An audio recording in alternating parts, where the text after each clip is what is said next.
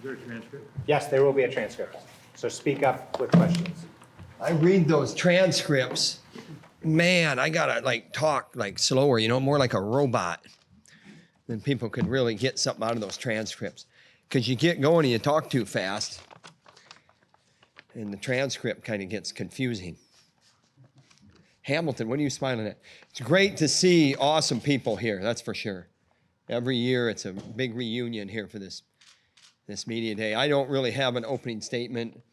I know for the first time in my coaching career, and even dating back to when I was an assistant with Gable and Jim Zaleski, the way that last season, the path and things that happened that were unfortunate, we have to put our best team on the mat. We have to be able to put our best wrestlers on the mat. If we can do that, we like where we're at. That's my opening statement. So, Tom, can I just ask you about Spencer Lee and how is he? But in addition to that, do you have a word or a phrase to describe his journey at Iowa? He's resilient and he is incredibly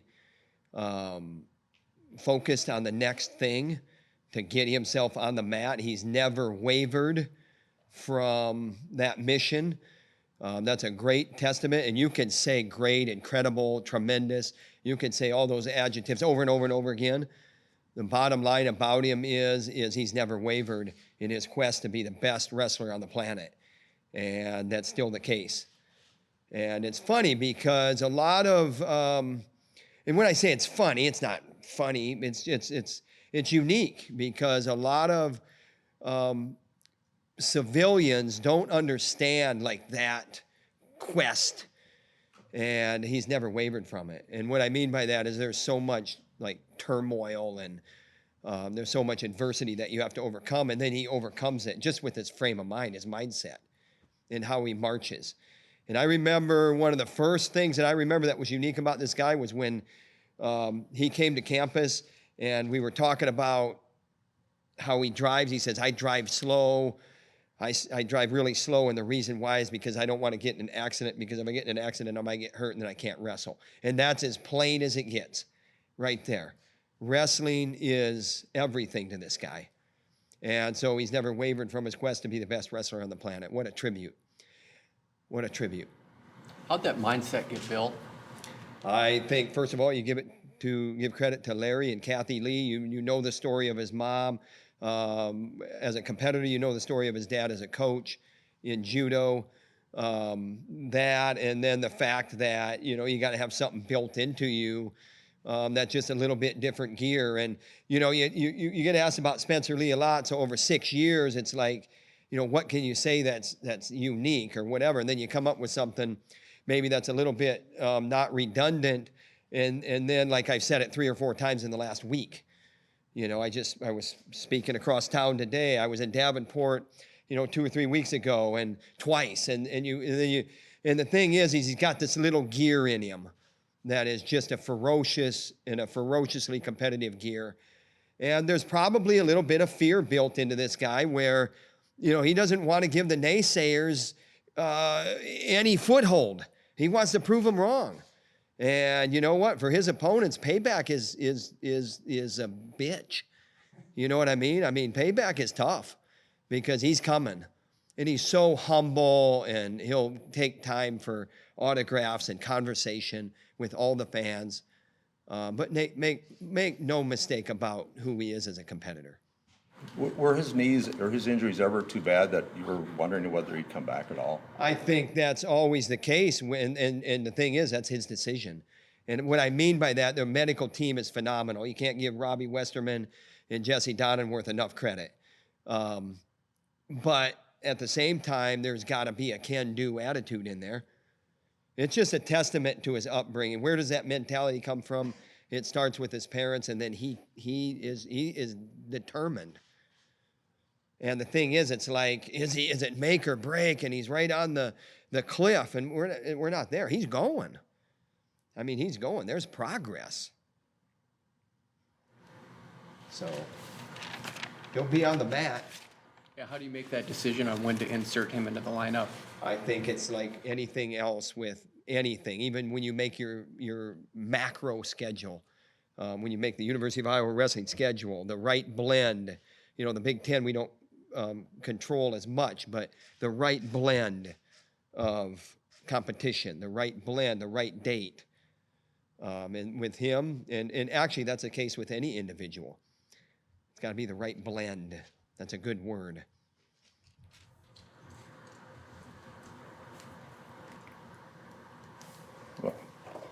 I also want to ask you about Real Woods coming here.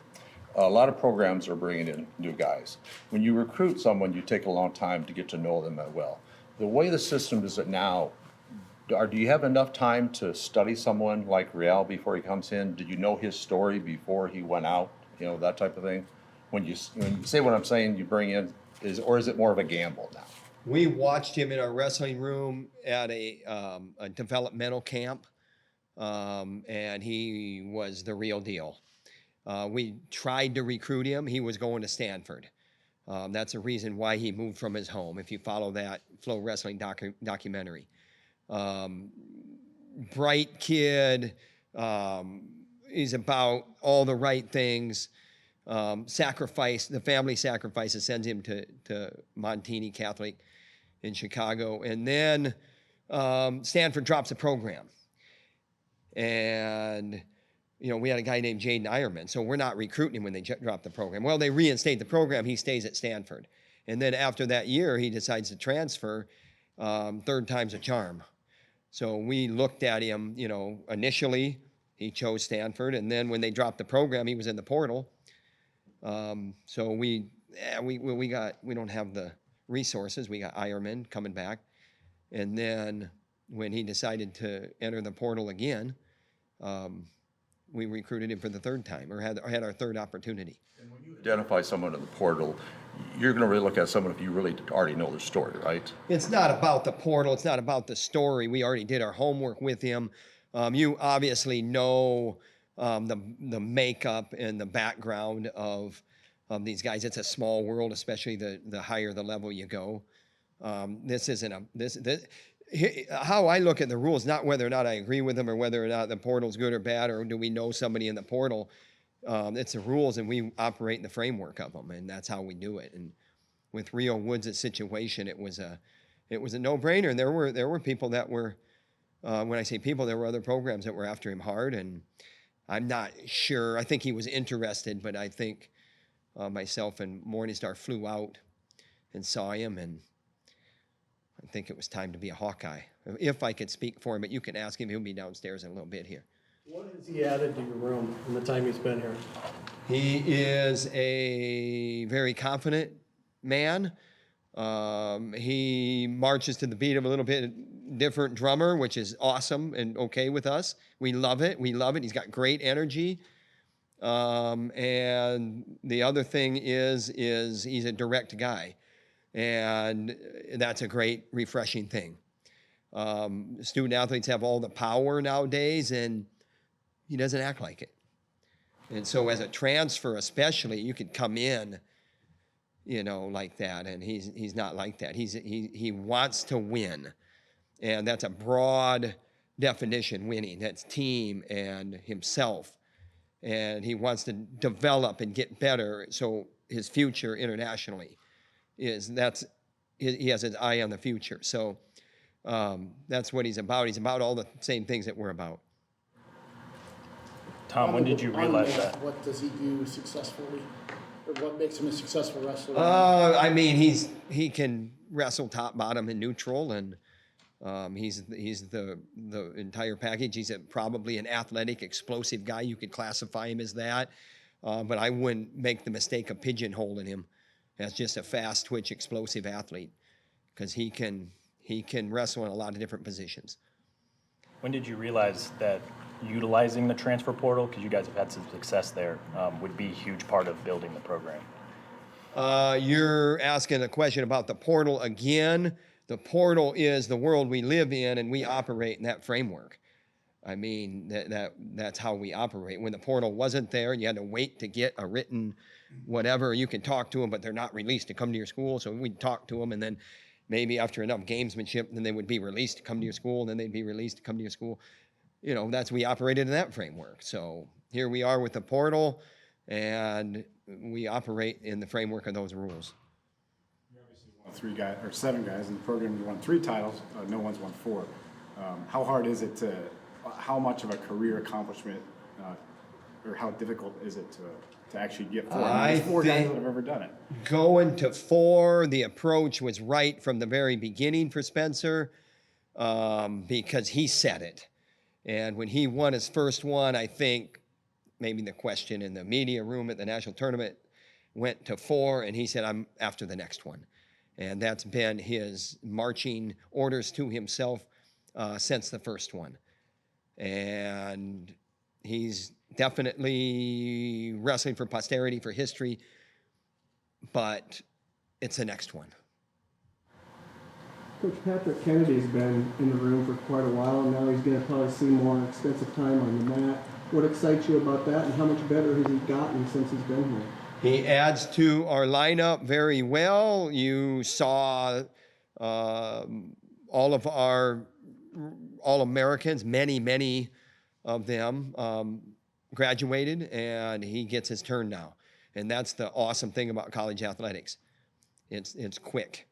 You get 5 years to wrestle 4, and then it's the next group in, and that's why it's so refreshingly fun, and why the fans are so engaged. He is a fan favorite now, but make bold predictions, which I'm not in the habit of doing.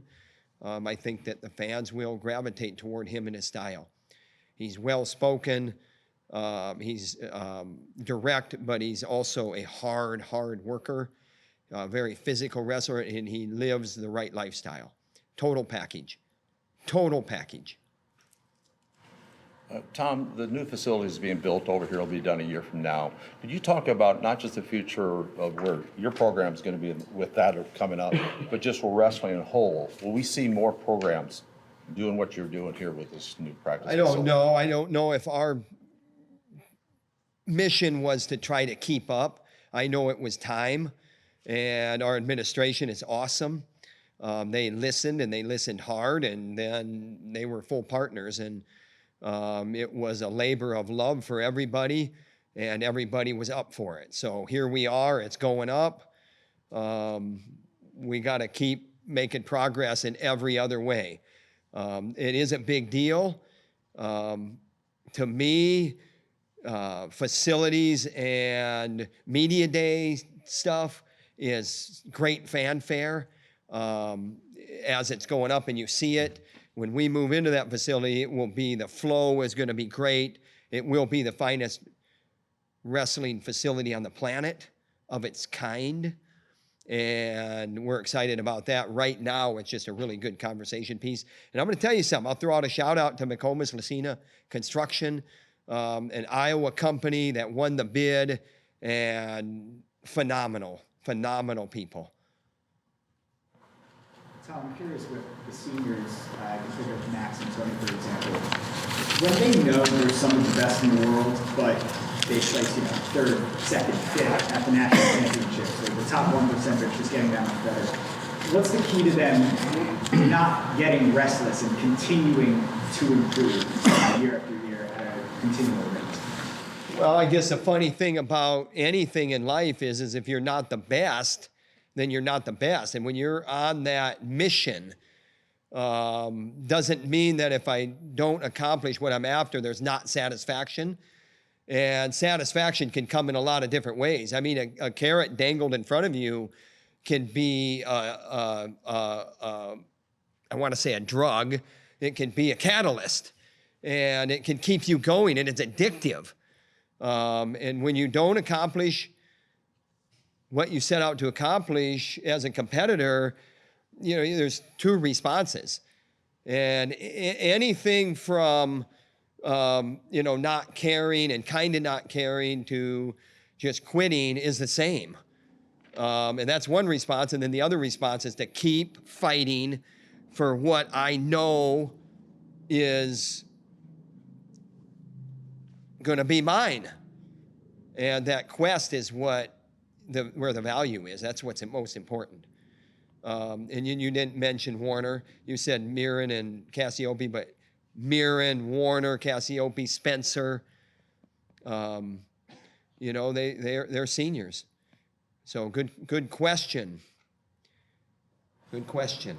How would you assess battles at 33, 57, 74 at this point? 33, 3 guys there. Teskey transferred, Schriever, Ibarra. No prediction. 57, I think we're in good hands with all those. It's exciting. It's exciting. 57, Seabrick, and then, you know, we'll see what happens with Reyna and Rachi, and, you know, we'll see. Joe Kelly's certified there. You know, that's interesting and exciting. And 74, you know, you got Swafford and Brands, and both Iowa products. Exciting. That's exciting. How would I assess it? I'd assess it as being incredibly exciting. With this freshman class, can you talk just a little bit about the opportunity to test them in a situation, not have to burn a red shirt? Great rule, awesome. NCAA got it right, in my opinion. Again, I didn't have any say in it. It showed up in my email or whatever. Lila Cleary communicated to me, and great rule. So we will use the rule. Love it. Does Anthony Cassiope still make you smile? He makes me smile. He makes a lot of people smile.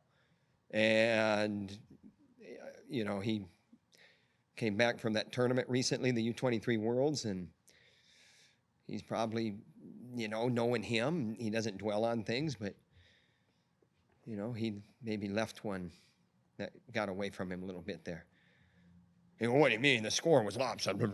Yeah, well, we'll wrestle that 99 more times. And you know what? That's where we got to get better, because you got to be 100 for 100. You got to be 100 for 100. Just that simple. Love you. Love our guys. Thanks. We'll see you downstairs. Appreciate it.